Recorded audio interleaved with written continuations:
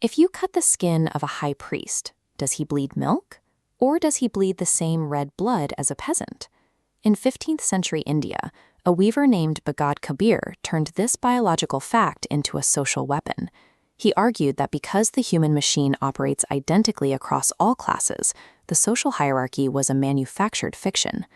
Look at the scale of this orthodoxy.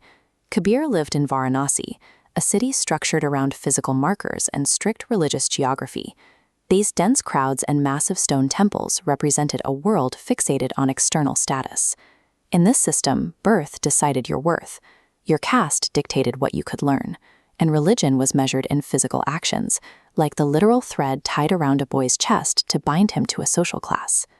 Building a civilization on physical labels creates a fragile, skin-deep reality. It ignores the conscious mind operating inside the body. Kabir was born into a low-caste family of weavers. He spent his life working at heavy wooden looms, legally barred from formal schools or participating in temple worship. He often cited the sage Ashtavakra, a man with 8 physical deformities. When royal scholars laughed at Ashtavakra's crooked body, the sage called them leather workers because their minds could see no deeper than the skin. Kabir argued that status is an internal metric, invisible to those obsessed with bone, flesh, and the eventual decay of the body. His refusal to accept his assigned caste was a direct strike against the era's intellectual blindness.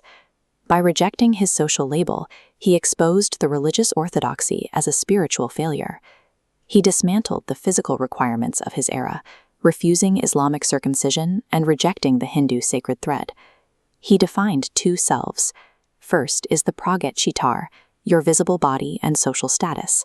Second is the Chitar Gupt, your hidden mind and soul. We exhaust life piling titles onto the visible picture, while the hidden mind is left to rot. The solution was to ignite the Brahm Agni, the divine fire of meditation.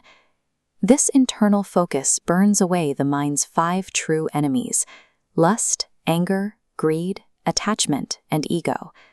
Once a person directs their focus inward and destroys those 5 mental vices, their reliance on external validation vanishes. They become untouchable. The religious authorities of Varanasi retaliated with violence. They set fire to Kabir's house, destroying his home and his loom. Yet, as the flames rose, Kabir sat on the riverbank in a state of unbreakable bliss. He told his son that physical fire only consumes physical objects. It cannot reach the joy of an elevated spiritual connection. The attacks escalated. The emperor, Sikandar Lodi, ordered Kabir to be bound and thrown into the path of an intoxicated elephant. The animal halted. According to Kabir's own writings, the elephant sensed his internal calm and bowed in submission instead of attacking. Desperate, the emperor's men bound Kabir in heavy iron chains and threw him into the violent currents of the Ganges River. The raging waves tore the iron chains apart, washing him safely to the shore. Kabir's survival was not just a series of lucky miracles, it was a demonstration of a mind that had severed its ties to the flesh. Because he did not fear for his body, the world's primary weapon, fear itself, no longer had a target to hit. By the time Kabir reached old age, the culture was gripped by a geographical superstition. People believed that dying in the holy city of Kashi guaranteed heaven, while dying in Maghar guaranteed a descent into hell. Kabir made a final choice. He left the guaranteed salvation of Kashi and traveled to the cursed land of Maghar to die. His logic was simple. If a physical location on a map dictates a soul's destination, then God's grace and a lifetime of inner devotion are meaningless.